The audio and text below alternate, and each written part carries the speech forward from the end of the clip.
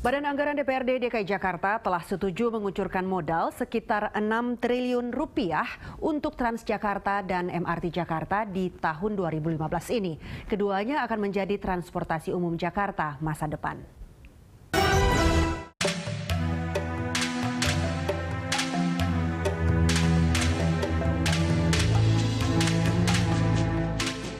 Bundaran HI Jakarta menjadi muara pembangunan Mass Rapid Transit tahap 1. Kini pengerjaannya tengah dikebut.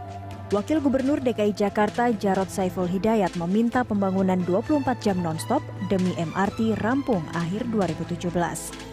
MRT Koridor Selatan menuju Utara yang terentang dari Lebak Bulus Bundaran HI akan dipamerkan saat Jakarta menjadi tuan rumah Asian Games 2018 mendatang. Pembangunan stasiun MRT bawah tanah Bundaran HI yang sudah dimulai April 2014 kini tengah menyelesaikan konstruksi diafram wall.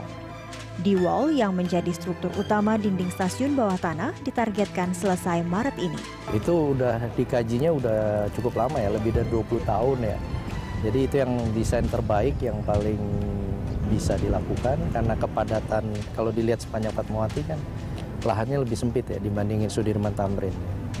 Jadi kalau dibuat elevated tuh lebih mudah lah dari sisi konstruksinya. Sementara di Lebak Bulus, Jakarta Selatan, Stadion Lebak Bulus yang akan jadi depo MRT belum dibongkar. Penggantinya Taman BMW di Tanjung Priuk juga belum disiapkan. Tanggal 29 memang ada pengumuman terakhir fasilitas Stadion Lebak Bulus diberhentikan semua fasilitas gitu. Untuk terminal sebenarnya kita udah ada pembangunan busway shelter sementara untuk Lebak Bulus. Untuk area selanjutnya karena terminal sampai saat ini juga masih ada aktivitas di situ. Kami masih menunggu proses pengosongan dari terminal itu. Data Panitia Pengadaan Tanah Jakarta Selatan pada akhir 2014 mencatat baru 240 yang dibebaskan dari 612 bidang lahan yang akan dipakai. Harga lahan yang diminta warga terlalu tinggi dan jauh dari nilai jual objek pajak. Khususnya yang di Lebak Bulus, stasiun sama terminal ini masih lambat terus terang saja. Kendala utamanya ketersediaan lahan dari Pemda yang menurut kami ini agak sangat lambat. Kami ada tugas 4 lahan lagi yang belum terselesaikan, tapi 3 itu sudah terselesaikan, sudah ada kesepakatan masalah harga, hanya sedang penelitian dokumen di Badan Pertanahan. Nah, satu lagi ini memang sedikit tarik ulur. Nah, tahun ini kita patok sekian di anggaran kita, misalnya 10 juta. Tahun depan begitu anggaran realisasi sudah ada, nah tiba-tiba dia minta naik lagi. Jadi nggak pernah temu gitu, titik temunya belum ada. Sementara warga Fatmawati, Jakarta Selatan masih menolak menjual tanahnya ke pemerintah. Gubernur DKI Jakarta mengancam akan menggunakan jalur hukum. Nggak apa-apa, kita jalan aja, nanti ada undang-undangnya. Kalau memang udah ada harga pasar, kita patok. Kalau dia nggak mau, kita konsinyasi. Iya, nggak pengadilan kalau dia nggak mau, ada pakai harga pasar kok. Kalau itu namanya kan menghambat udah kan. Mau pindahin kemana MRT gitu loh. Tadi Pak Presidennya udah pesan gitu, bahwa MRT harus cepat, termasuk Timur Barat harus cepat. Pak Wapres juga bilang, nggak mungkin pengalaman dunia membangun transportasi itu setengah-setengah. Dalam sistem konsinyasi, pemerintah akan menitipkan uang ganti rugi kepada pengadilan, yang kemudian menyelesaikannya dengan warga. Selain kendala pembangunan, pemerintah juga harus menyiapkan integrasi MRT dengan transportasi lain, juga menjawab isu tata ruang bawah tanah. Kita harapkan dalam 3 tahun ke depan, seiring dengan selesainya pembangunan MRT bawah tanah, suka tidak suka, Jakarta harus memiliki master plan ruang bawah tanah yang akan mengatur perkembangan ruang bawah tanah Jakarta untuk 20 tahun ke depan seperti apa, terutama di lokasi-lokasi stasiun bawah tanah. Karena itu merupakan lokasi-lokasi yang sangat komersial untuk dikembangkan, satu. Kemudian yang kedua, bagaimana integrasi ruang bawah tanah tadi dengan bangunan di sekitarnya. Karena ini juga akan mempermudah orang untuk melakukan perjalanan ke tempat tujuan, ke tempat kerja.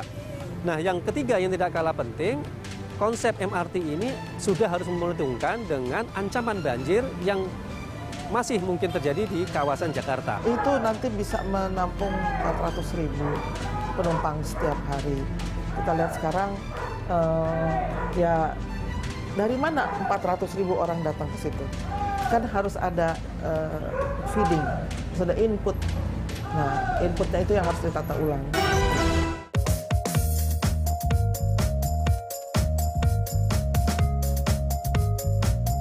Singapura adalah contoh negara dengan sistem dan pelayanan transportasi terbaik di dunia.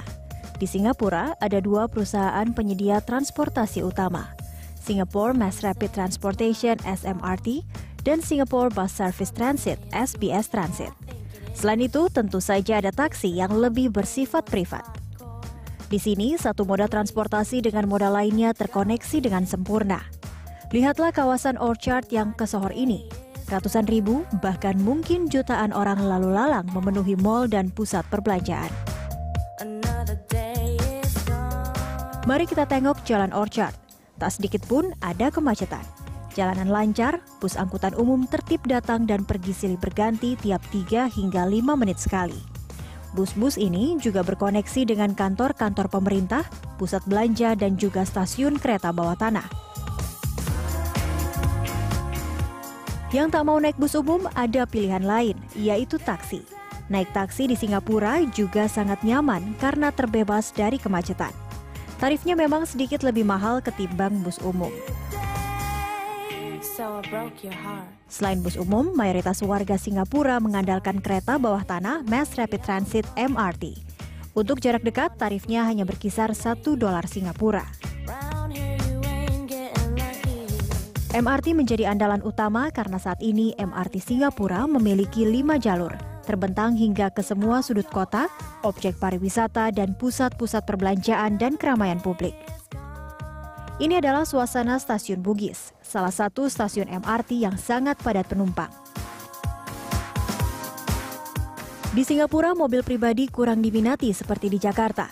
Pemerintah mengenakan berbagai kebijakan, antara lain tarif pajak yang mahal, pembatasan usia maksimal kendaraan 10 tahun, dan penerapan tarif jalan atau Electronic Road Price (ERP).